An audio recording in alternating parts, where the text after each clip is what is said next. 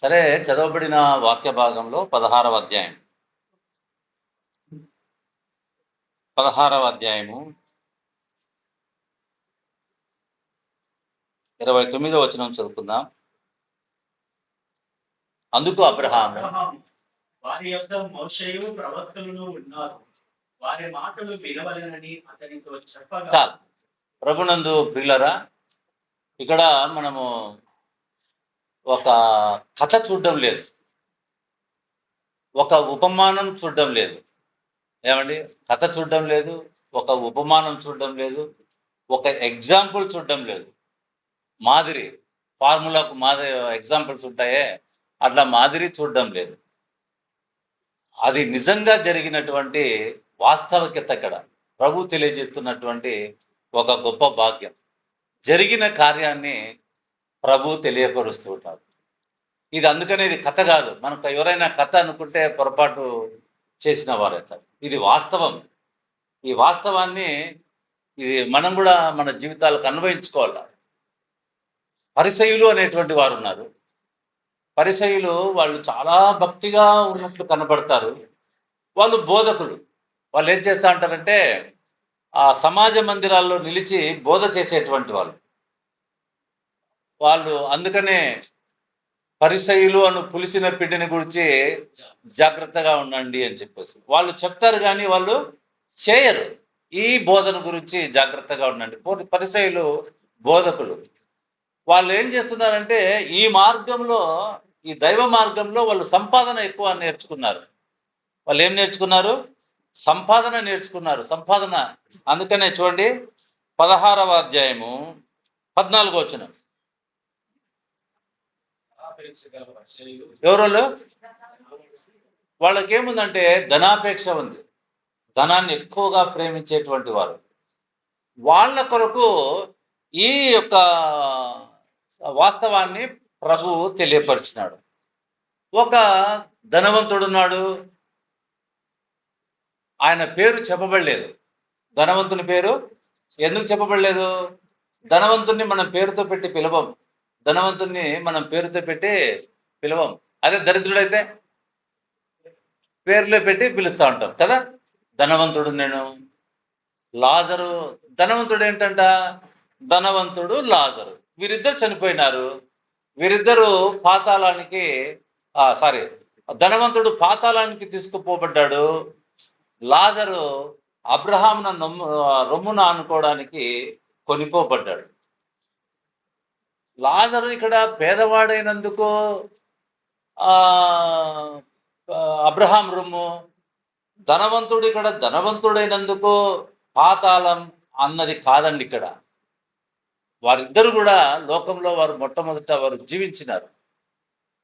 ఇక్కడ ధనవంతుడు అడిగినటువంటి కొన్ని ప్రశ్నలకు అబ్రహాము కొన్ని సమాధానాలు చెప్తున్నాడు. అయ్యా, మరి భూమి మీద నాకు 5గురు సహోదరులు ఉన్నారు, వాళ్ళ పరిస్థితి ఎట్లా?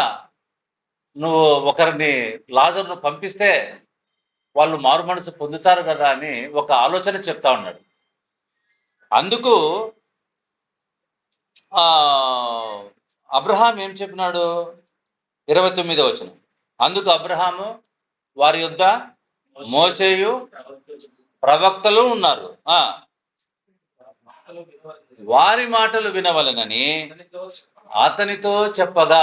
చూడండి, ఇప్పుడు చెప్పండి మీరు, లాజరు ఎందుకు అబ్రహాం రొమ్ముకు పోయినాడు? ధనవంతుడు ఎందుకు పాతాళానికి పోయినాడు? ఇప్పుడు చెప్పండి. ఇక్కడ ఒక చిన్న జవాబు. ఏం జవాబు? ఆడికి భూమి మీదకి ఈ లాజర్ను పంపితే వాళ్ళు మారు మనసు పొందుతారంటే అక్కడ మోషేయు ప్రవక్తలు ఉన్నారు, వారి మాటలు వినాలి. ఇప్పుడు చెప్పండి, లాజరు ఎందుకు అబ్రహాం రొమ్మును కొనిపోబడ్డాడు? ధనవంతుడు ఎందుకు పాతాళానికి వెళ్ళాడు? ఇప్పుడు చెప్పండి. లాజరు మాటలు విన్నాడు, ధనవంతుడు వినలేదు. ధనవంతుడు ఏం చేస్తున్నా అంటే ప్రతి దినం ఆయన డైలీ లైఫ్ రాసినారు. ఇక్కడ ప్రతి దినము ఏం చేసేవాడంటే చూడండి 19వ వచనం. ధనవంతుడు ఒకడుండెను. అతడు ఊదారంగు బట్టలను సన్నపు నార వస్త్రములను ధరించుకొని ప్రతి దినము బహుగా సుఖపడుచు. ప్రతిదినం. ఎందుకు ఆయన వినలేదు? ఎందుకు వాక్యం వినలేదు? ఆయన టైం లేదు. అర్థమవుతుందా? ఆయన డైలీ ఆయన బిజినెస్, ఆయన ఫ్రెండ్స్, అర్థమవుతుందా, ఆయన వ్యవహార శైలి అంతా ఆయనకు వినడానికే సమయం లేదు. ఎవరికి? ప్రతి దినం ఆయన సుఖం కోసమే ఆయన జీవించేటువంటి వాడు. ఆయన కావాల్సిందేంటి? సుఖము. ప్రసంగి గ్రంథంలో ఇవన్నీ అదృష్టవశం చేతనే జరుగుతున్నాయని అదృష్టాన్ని నమ్ముకున్నటువంటి వాడు. ఏమంటే ప్రతి దినము ఆ ఊదారంగు వస్త్రములను, ఊదారంగు అంటే అందరూ గౌరవించేలాగున, రాజులు ధరించుకుంటే ఆ వస్త్రాలను అందరూ గౌరవించేలాగున వస్త్రం, ఆయన ఖరీదైన వ్యక్తి అని చెప్పడానికి సన్నపునార వస్త్రాలు ధరించుకొని ప్రతిదినము బహుగా సుఖపడుచుండేటువంటి వాడు.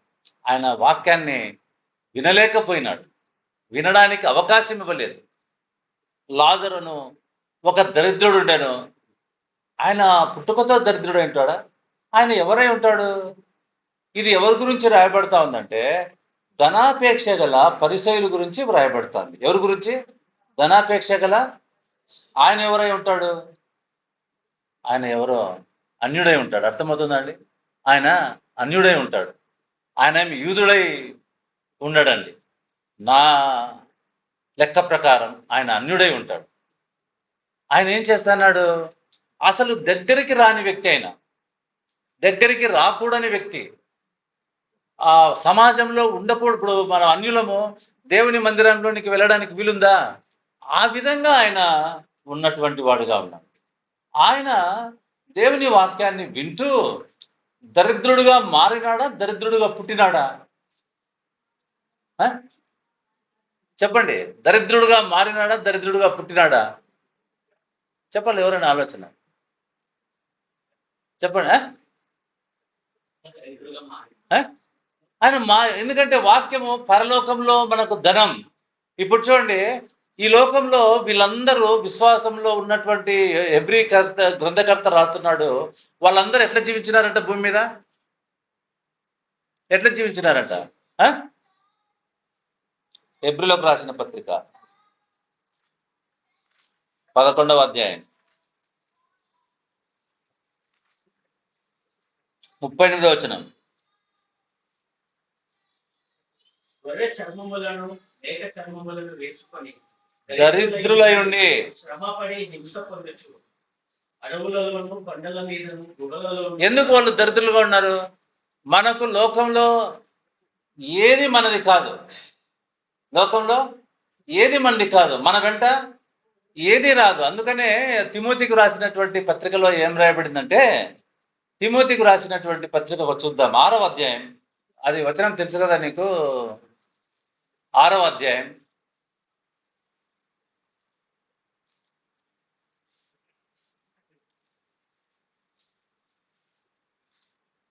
6వ. చదువు. సంతుష్టి సహితమైన దైవభక్తి గొప్ప లాభ సాధనమై ఉన్నది. మనము ఈ లోకంలోనికి అంటే ఎక్కడి నుంచి వచ్చినాం మనము? ప్రభుదేవు. అంతే కదా, మనకు ఉనికి ఉన్నది. మనం కూడా కాలానికి సంబంధించిన వాళ్ళం కాం. ఈ లోకంలోనికి వస్తేనే కాలం. 1 రోజు, 2 రోజులు, 3 రోజులు, 4 రోజులని. మనం ఎక్కడున్నటువంటి వారము? అందుకనే మనం ఈ లోకంలోనికి ఏమీ తీసుకురాలేదు. దీనిలో నుండి మళ్ళా మనం ఎక్కడికి పోతున్నాం? మళ్ళా ఎక్కడి నుంచి వచ్చామో అక్కడికే వెళ్తున్నాం. ఇది సత్యం రాయబడిందండి. ఏమండి, మనము ఆశామాషిగా అనాలోచితంగా లోకానికి వచ్చినటువంటి వారం కాం. ప్రభువు ప్రణాళికను బట్టే ఈ లోకానికి వచ్చినటువంటి వారం. ఆ ప్రణాళికలో భాగంగా మనం ఏం చేస్తున్నామంటే లోకంలో ఉన్న వాటిని ఆశించటం లేదు. అర్థమవుతుందా? లోకంలో ఉన్న వాటి కోసం మనం ప్రయాసపడడం లేదు. అందుకే మనం ఎట్లున్నాం? దరిద్రులుగా ఉన్నాం. అర్థమవుతుందండి? మనం ఎట్లున్నామంట? దరిద్రులుగా ఉన్నాం. లాజరు సేమ్.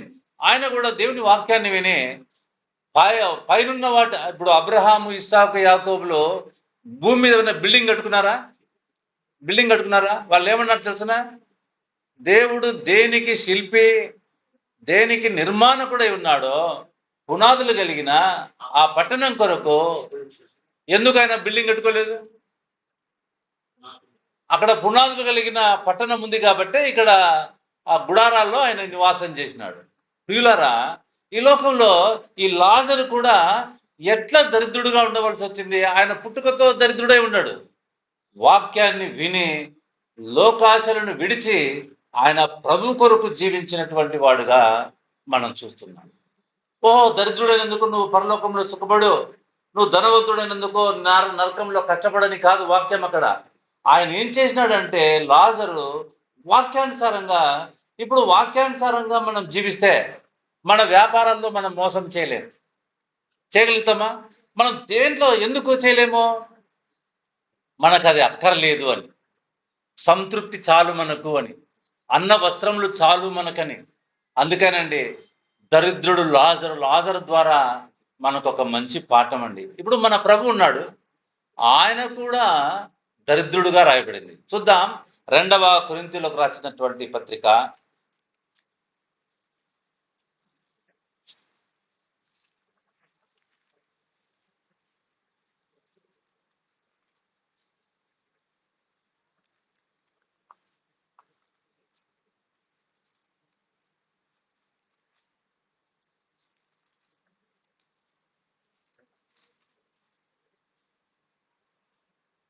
8వ అధ్యాయము 9వ వచనం. మీరు మన ప్రభు అయిన యేసుక్రీస్తు కృపను ఎరుగుదురు కదా. ఆయన ధనవంతుడై ఉండి మీరు తన దారిద్ర్యము వలన ధనవంతులు కాగలనని ఈ నిమిత్తము దరిద్రుడాయను. ఎందుకు ఆయన దరిద్రుడుగా లోకంలో ఉన్నాడు? ఆయన మీరు ధనవంతులు కావాలనని, ఏం కావాలనని?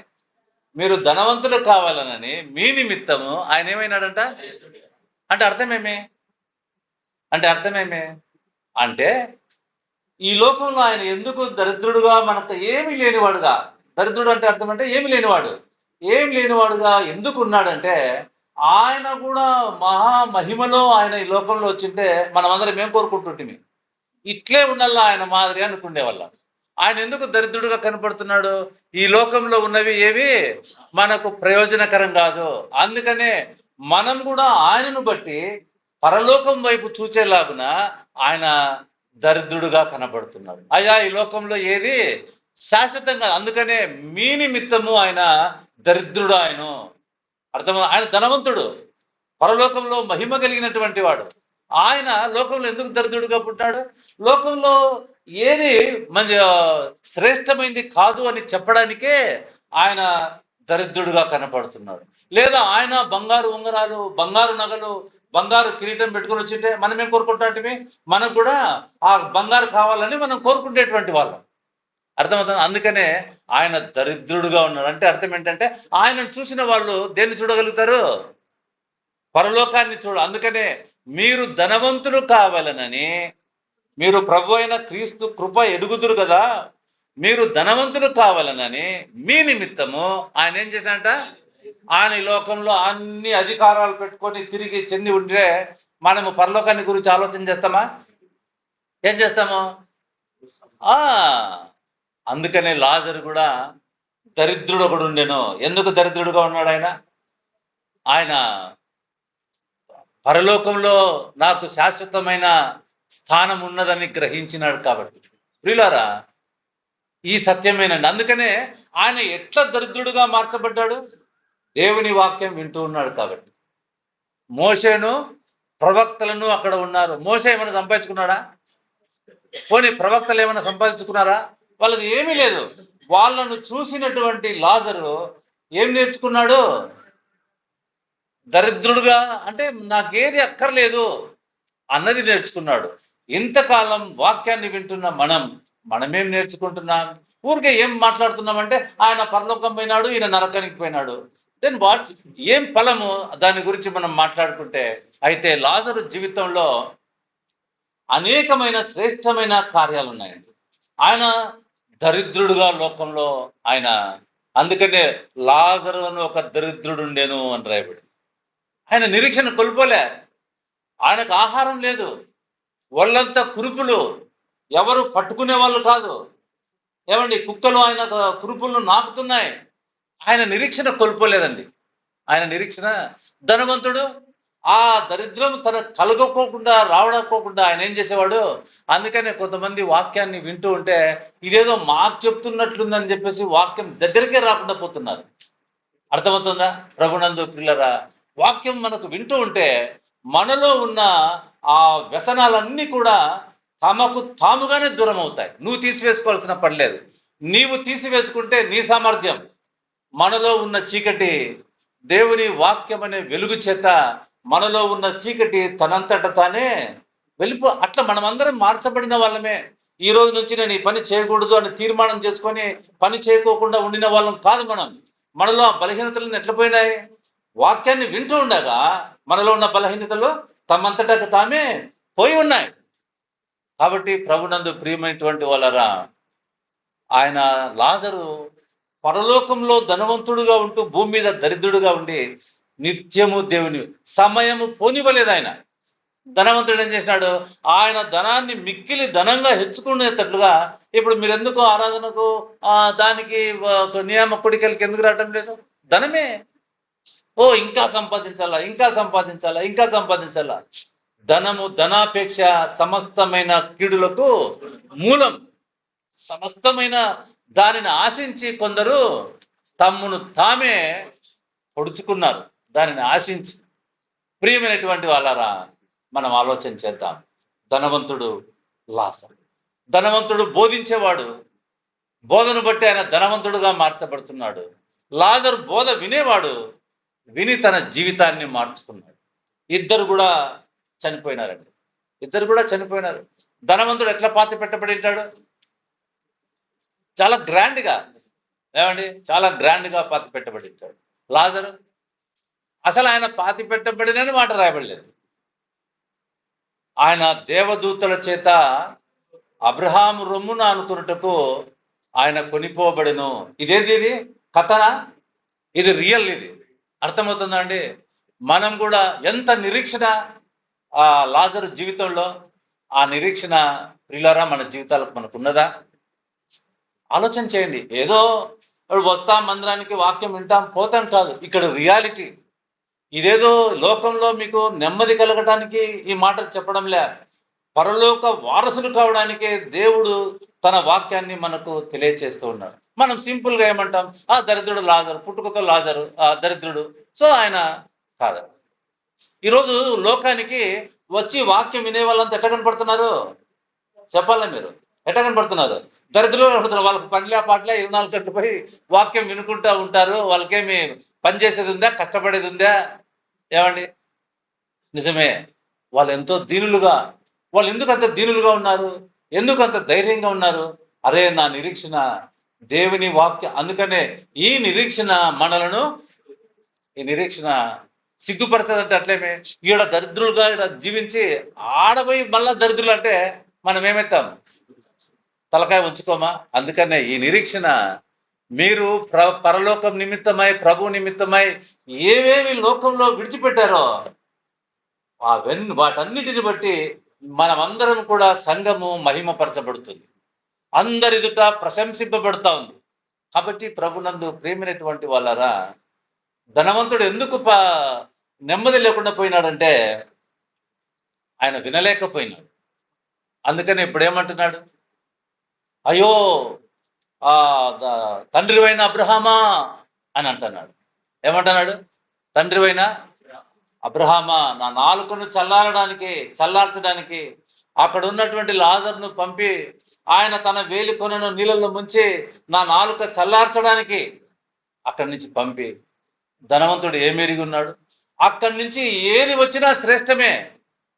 అక్కడి నుంచి ఏది వచ్చినా ఆ శ్రేష్టాన్ని ఎరగవలసింది ఇక్కడే. ఆ శ్రేష్టాన్ని అక్కడ ఎరిగి ఉండటం ద్వారా ప్రయోజనం లేదు. నాలుకను చల్లార్చడానికి ఇప్పుడు ఎవరన్నా వేదనలో కాలుతా ఉంటే ఏం కోరుకుంటారు? ఎవరైనా నీళ్ళు పోయాలని కోరుకుంటారు. నాలుక మీద పోయాలని ఎవరన్నా కోరుకుంటారా? అంటే అర్థం ఏంటి? ఏదో ఒక చుక్క అంట తన వేలి కొనను నీళ్ళలో ముంచి ఎన్నొస్తాయి? 1 డ్రాప్. ఏమండి, ఎంత వేదన! ఎంత వేదన, ఎంత కనుక అక్కడ లాజరు నెమ్మది పొందుతా అన్నాడు. నెమ్మది అంటే ఏమి? ఈ లోకంలో నెమ్మది కోసం కొంతమంది సినిమాలకు పోతారు, కొంతమంది ఏదైనా గేమ్స్ ఆడుతూ ఉంటారు, కొంతమంది తాగుడుబోతులుగా మారిపోయి ఉంటారు.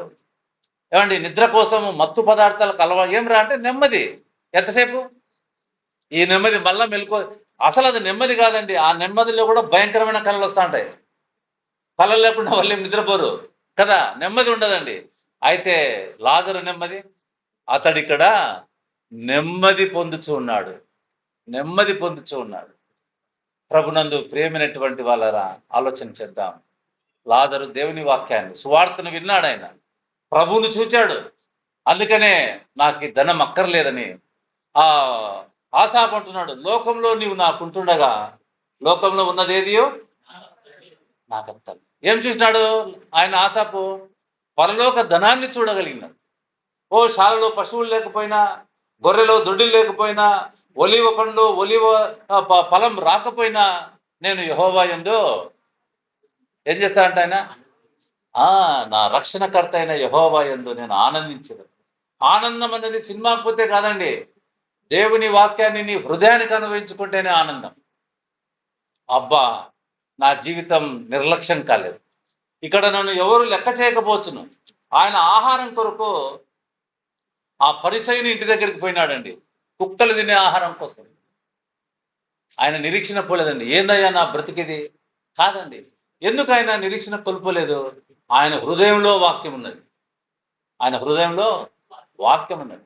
సరే, ధనవంతుడు అడుగుతున్నాడు, తండ్రివైన అబ్రహామా, అదో అతన్ని పంపించు. అప్పుడు అబ్రహాం ఏమో తండ్రి అని పిలుస్తున్నాడు. అఫ్కోర్స్ వాళ్ళు తండ్రి కుమారుడై ఉండవచ్చును. ఒకరికి పుట్టినంత మాత్రాన పరలోకానికి పోవడం, ఏమండి, ఒకరికి పుట్టినంత మాత్రాన నరకానికి పోవడం జరగదండి.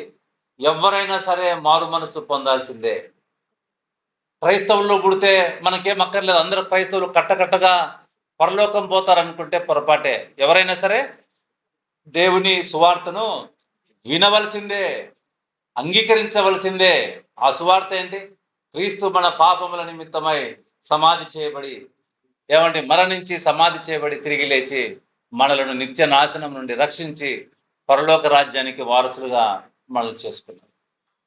ఇక్కడ అంటున్నాడు అబ్రహాము, మీ వాళ్ళు మా దగ్గరికి, మా వాళ్ళు మీ దగ్గరికి రాకుండా ఒక అగాధం ఉంచబడి ఉన్నది, మేము రాలేము. అట్లయితే ప్రభువా, ఇదిగో ఆ లాజరును, భూమి మీద ఉన్న నా 5 సహోదరులు దగ్గరకు పంపించు. వాళ్ళు కూడా ఈ వేదనకరమైన స్థలానికి రాకోకుండా వాళ్ళు మారు మనసు పొందుతారు అంటే ఏమన్నాడు? సరే, నేను పంపిస్తా. దేవునికి ఆలోచన చెప్పే వారంగా ఉండకూడదండి. మనం దేవుడు చెప్పిన కార్యాన్ని జరిగించే వాళ్ళుగా ఉండాలి.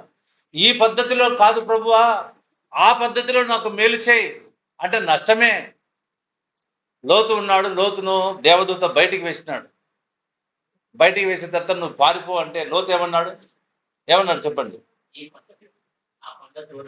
నేను పారిపోలేను, నేను పారిపోతా, ఇలా బాగుంది దగ్గర, దీంట్లో దూరుకుంటా. ఏమైనాడు లోతు? నష్టపోయినాడా, లాభపడ్డా? ఆలోచన చేయండి. ప్రభు నీవు అనుకున్న మార్గంలో నీవు వర్ధిల్లావు. ప్రభు ఏర్పాటు చేసిన మార్గానికి నువ్వు లోబడాల్సిందే.